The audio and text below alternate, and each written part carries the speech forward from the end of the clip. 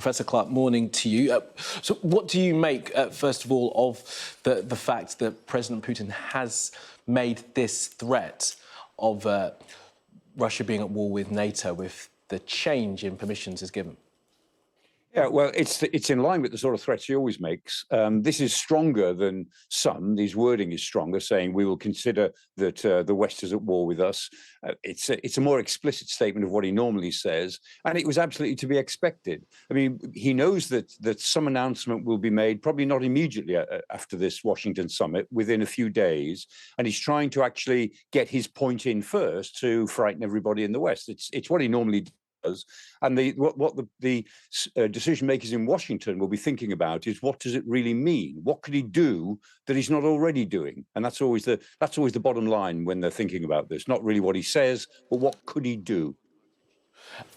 And Michael, why is it now come at this stage, do you think, that there is increasing pressure coming from Ukraine to be allowed to use these weapons?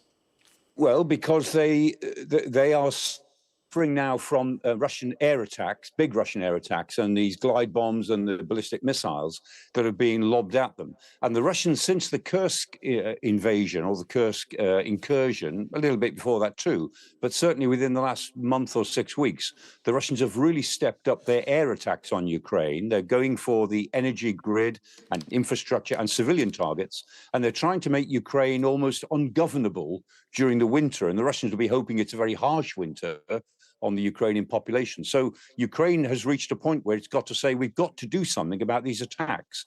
That means we need more air defense, and they're asking for that, and they're getting some of that.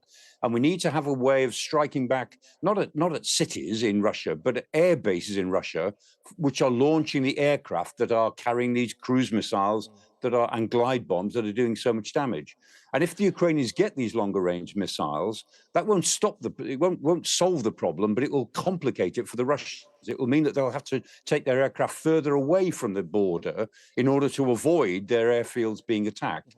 But I mean, even with cruise missiles, you can't really bring an airfield to a complete standstill. You can damage it and you can degrade it. You can't destroy it.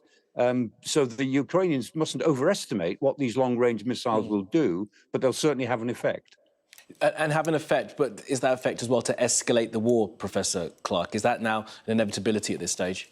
Kamali, I've said from the very beginning, this war from 2022, from February 2022, has got escalation built into it because the Russians and Putin will not back off. He doubles down on everything, and he's in a blind alley. He's got to keep going.